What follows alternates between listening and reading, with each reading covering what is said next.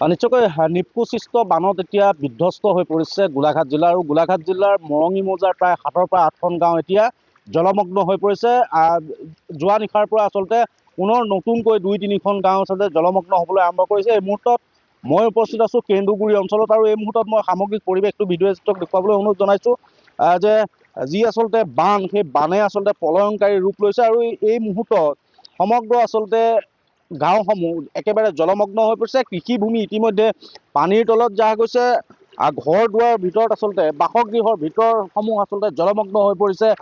বাসগৃহৰ চৌহদ পানীৰে উপচি পৰিছে। কিন্তু দেখা গৈছে যে প্ৰায় 6-7খন গাঁৱৰ ৰাইজৰ এতিয়া না জল না থল এক পৰিৱেশৰ সৃষ্টি হৈছে। একাংশ লোক যদিও ওখ ঠাই বিচাৰি আচলতে ওখ ঠাইত স্থাপন কৰা প্ৰশাসনৰ যি স্থাপন কৰা যি শিবিৰ আছে, বান শিবিৰলৈ গতি কৰিছে, কিন্তু একাংশ লোক কিন্তু এতিয়াও পানীৰ মাজত নিজৰ বাসগৃহত আচলতে আবদ্ধ হৈছে। মই স্থানীয় লোকৰ সৈতে কথা পাতিবলৈ যত্ন কৰিম।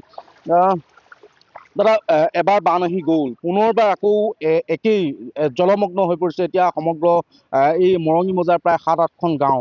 কি ক'ব এই মুহূৰ্তত? প্ৰকৃততে ক'বলৈ গ'লে মানে বৰ দুখৰ বিষয়। আমাৰ যিসকল কৃষক, এই কৃষকসকলৰ যি কষ্ট, এই কষ্টৰে কৰা খেতিবিলাক ইতিমধ্যে দুবাৰকৈ নষ্ট কৰিলে।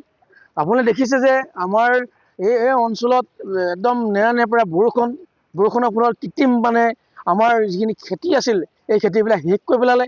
আৰু লগতে এতিয়া আমাৰ নিপকোৱে খুলি দিয়া 4খনকৈ গেটৰ ফলত যিখিনি মানুহে পেটত গামোচা মৰা যিখিনি কৃষকে দুবেলা দুমুঠি খোৱা, যিখিনি হাজিৰা কৰি খোৱা কৃষকসকলে যেনে তেনে আমাৰ নিজৰ মাটিখিনিকে ৰুইছিলে, তাকো সেই ৰোৱা মাটিখিনিও আমাৰ নিপকোৱে খোলা যিখিনি পানী, সেই পানীয়ে গোটেই খেতিখিনি নষ্ট কৰি পেলালে। কিন্তু এটা কথা কওঁ, আমাৰ যি নিপকোৰ কৰ্তৃপক্ষ আছে, কৰ্তৃপক্ষ সম্পূৰ্ণ জগৰীয়া।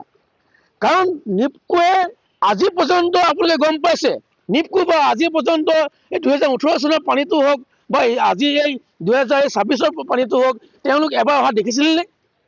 নিপকো সকীয়াই দিছোঁ, যদি নিপকোৰ কৰ্তৃপক্ষই যদি আমাৰ গাঁৱৰ যিবিলাক গাঁওবিলাকৰ ধনী পৰিয়া যিখিনি গাঁৱৰ সেই মানুহ ওচৰলৈ যদি নাহে, আমাৰ গোটেই যিমানখিনি মানুহ আছে, এই আমাৰ যিমানখিনি ধনশীল পানীৰে বুঢ়া মানুহখিনি আছে, গোটেই মানুহখিনি গৈ পেলাই আমি কিন্তু প্ৰতিবাদ কৰিবলৈ আমি বাধ্য হ'ম।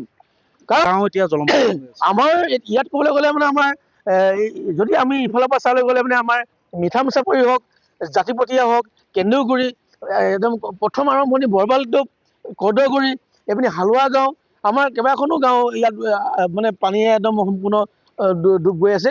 কিন্তু তাৰ ভিতৰতে যিখিনি একদম সৰ্বপ্ৰথমে হোৱা যিটো বানপানী, যিটো আমাৰ বৰবালটোপ বা কেন্দুগুৰি, তেওঁলোক এতিয়া ওখ স্থানলৈ আমাৰ স্কুলত আছেগৈ। কালি কিন্তু আমাৰ এটাই ভালে, মীনা শইকীয়া ডাঙৰীয়াই যেনে নহ'লেও এই দুখৰ সময়ছোৱাত এটা অন্ন আনি পেলাই আমাৰ মানুহখিনিক খুৱাইছে। ভাল লাগিছে, মই দেখি নাপালোঁ, কিন্তু আনৰ মুখেৰে শুনিছোঁ। অশেষ ধন্যবাদ জনাইছোঁ।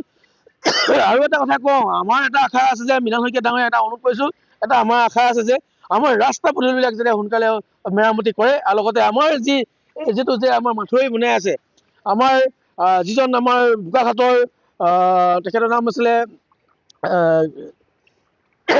কি আগৰৱালা আছিলে, তেখেতে এই কামটো পাইছে। এই কামটো যিখিনি কৰিব লাগিছিল কিন্তু বৰ লেহেমীয়া কৰিছে, অতি সোনকালে অকণমান ভালকৈ কৰক। কিন্তু এই পানীখিনি নাপালেহেঁতেন, সিমানে ক'লোঁ।